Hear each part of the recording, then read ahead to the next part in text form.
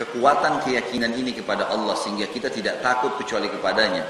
Semua yang dianggap benar Allah benar di mata kita dan kita perjuangkan sampai mati. Semua yang dianggap salah salah walaupun semua manusia membenci kita.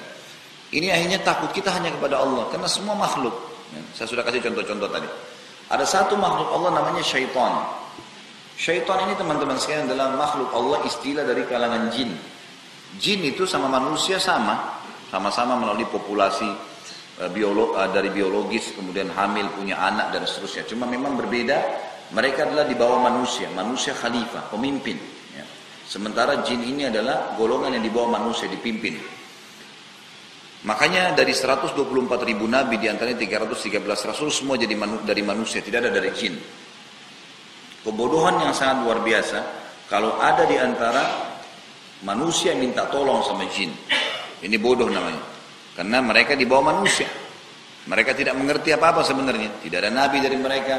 Mereka hanya makhluk seperti hewan-hewan yang hidup. Tapi bedanya mereka diberikan taklif seperti manusia. Di kalangan jin teman-teman, ada jin beriman, ada jin fasik, ada jin kafir. Jin beriman ini sama dengan manusia yang beriman. Kita yang sudah beriman sama Allah sudah tahu. Inilah alam kita. Ini loh minuman kita, air. Makanan kita yang sudah biasa kita lihat, buah-buahan, sayur-sayuran, masakan-masakan, hewan yang boleh disembelih, kita sudah tahu. Ini alam kita. Inilah pakaian kita, inilah kendaraan kita, dan inilah cara ngomongan kita, inilah karakter kita sebagai manusia.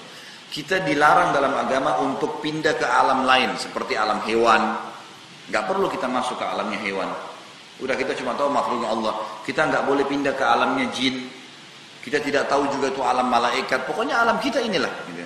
Gak boleh pindah ke alam lain, sudah. Manusia banyak yang tidak pahami, mereka pindah ke alam jin.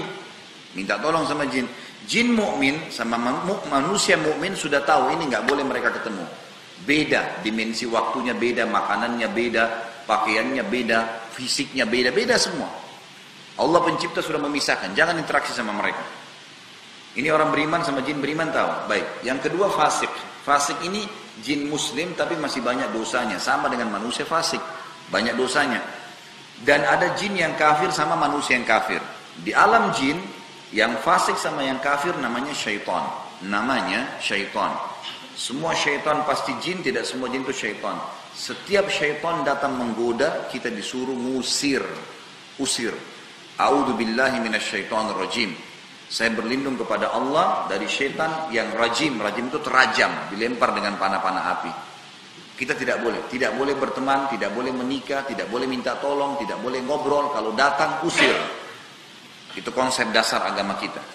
Nah, syaitan ini tahu betul kalau orang beriman dan faham apa yang saya jelaskan tadi ini Bapak Ibu sekalian, kita tidak akan takut pada apapun, termasuk syaitan kan? Karena kita hanya takut kepada Allah sebagai pencipta. Semua ini makhluknya. Untuk apa kita takut?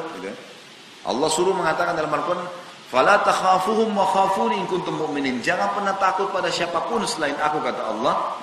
Dan hanya takut kepadaku kalau kalian beriman. Semua itu makhluknya Allah. Syaitan yang paling pertama dia lakukan adalah bagaimana membuat manusia supaya beralih dari takut kepada Allah supaya takut kepada dia. Pengalihan takut ini teman-teman sekalian, makanya kita lihat setiap kali yang berhubungan sama syaitan pasti menakutkan. Ya, pasti menakutkan. Kayak penampakan yang menakutkan, suara yang menakutkan. Manusia-manusia menjadi dukun-dukun. Ya, orang-orang yang tidak pintar dan orang-orang yang tidak normal itu, mereka ini karena kebodohannya minta tolong sama syaitan, gitu kan?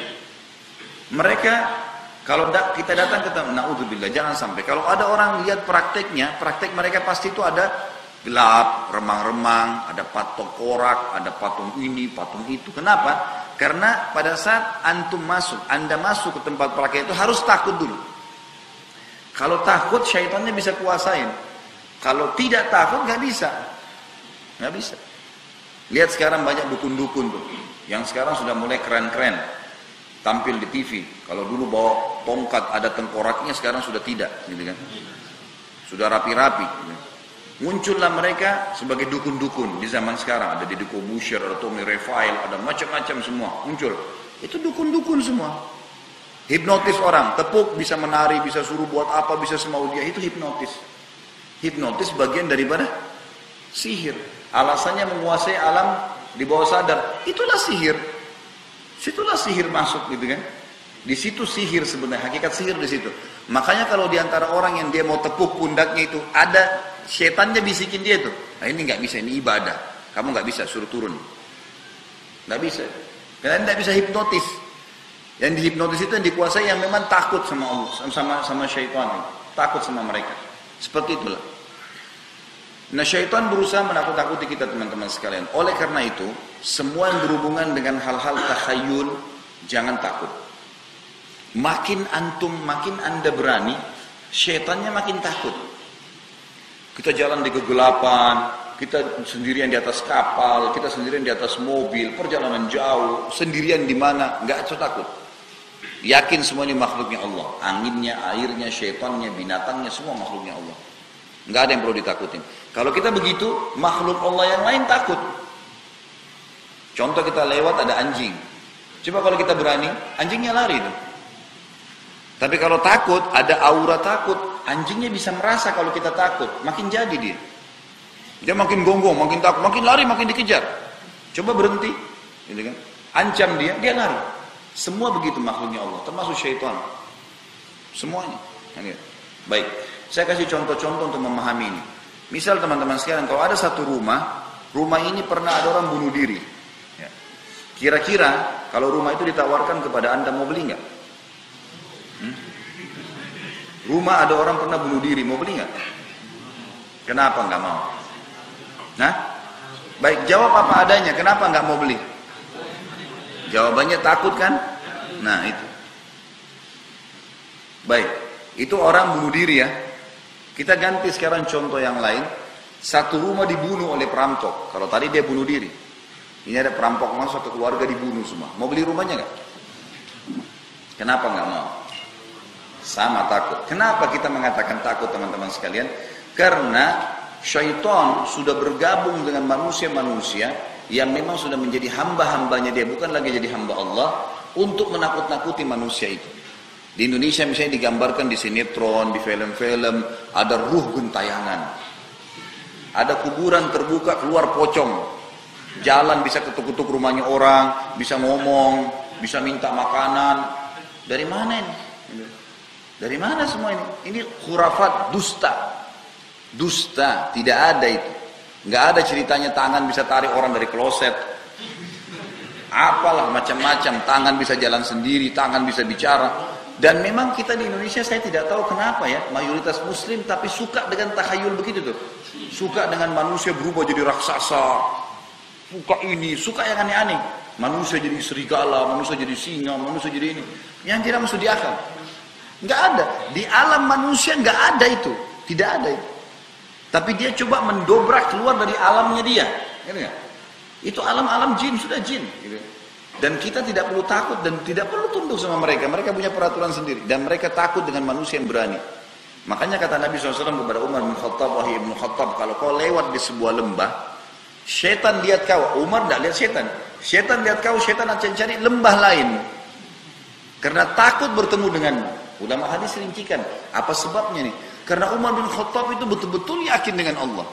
Nggak takut kecuali pada Allah. Jadi syaitan itu sama makhluk Allah yang lain lari semua dari dia. Takut. Jadi kalau kita sedang takut, sebenarnya kita sedang mengeluarkan aura. Dirasakan oleh makhluk Allah yang lain itu. Baik.